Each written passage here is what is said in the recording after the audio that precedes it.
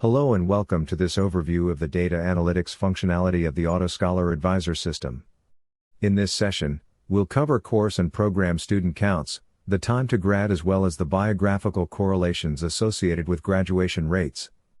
The Executive Insight component of the Autoscholar Advisor system attempts to summarize the performance of the whole institution in terms of the performance of the various academic programs and the courses. We can understand the performance and identify trouble spots where there might be more resources required. It aids in directing attention to the spaces where we have the best opportunities to improve the overall graduation rate.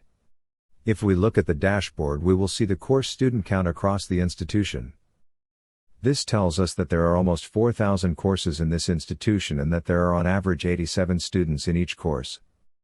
It also tells us that there are almost 1,000 courses where there are fewer than or equal to 5 students, so almost a quarter of all the courses at this institution have low numbers of students. If we use the live table to view the raw data, it is easy to identify which courses have a low number of students. We are also able to view the program student counts across the institution. Looking at the dashboard, we have 382 academic programs at this university and on average there are 124 students in each program. It also shows that we have almost 20% of our academic programs with fewer than 5 students in them. You also have access to a live table here and you can sort according to students or search for a course code to figure out which programs have a low number of students. The time to graduation function gives us the distribution of time spent by students to graduate from an academic program. We can view the proportion of students that are completing in minimum time and those completing in additional time. If we look at the graph, M+0 is the number of minimum time students, M+1 is the number completing in 1 extra year and M+2 in 2 extra years. The graph shows that of all students who entered in 2013, there are 1,300 odd students that finished in minimum time. We can see that 19% of the students who enrolled in 2013 completed on time, and a further statistic shows that the total percent that graduated in more than 1 year is 29. An important statistic to note is that 52% of students haven't graduated to date, so out of the total number that entered in 2013, more than half of them never graduated.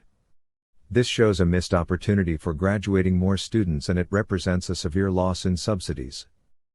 This graph and table show more information about time to grad and the proportion of students who have not graduated. It's clearer that we have missed several opportunities for additional income to the institution. We may customize which programs we are considering in the side panel. We can choose different cohorts of students, we can look into particular colleges or faculties, and we can generate series of data that show the change in the metrics over time. Finally, we are also able to look into the correlation between student biographical data and the graduation rate and status.